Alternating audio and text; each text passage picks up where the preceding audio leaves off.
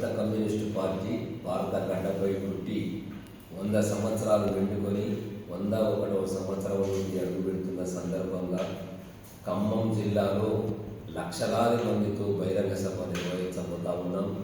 ఆ బహిరంగ సభను విజయవంతం చేయాలని తెలంగాణ రాష్ట్రం నుండి 3 బస్సు జాతాలు బయలుదేరాయి.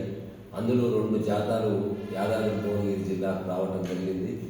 ఒక జాత నారాయణపురం చౌటుప్పల మండలం, మరొక జాత బీబీనగరు, భువనగిరి, ఉలిగొండ, మోత్కూరు, గుండాల, ఆత్మకూరు, మూటకొండూరు, యాదగిరిగుట్ట, రాజపేట, ఆలేరు మండలాలలో ప్రచారం నిర్వహించడం జరిగింది. ఆ జాతాలకు బ్రహ్మాండంగా ప్రజలు స్పందించారు. ప్రజానాట్య మండలి కళాకారులు ఆడిన ఆటలు, పాడిన పాటలు ప్రజల్ని ఆకట్టుకున్నాయి. ఈ జాతాలు విజయవంతం కావడానికి భారత కమ్యూనిస్టు పార్టీ యాదాద్రి భువనగిరి జిల్లా సహాయ కార్యదర్శులు బోరగాల సత్యనారాయణ, చంద్రయ్య, కార్యవర్గ సభ్యులు బ్రహ్మాండంగా కృషి చేసి ఈ సభల్ని విజయవంతం చేశారు.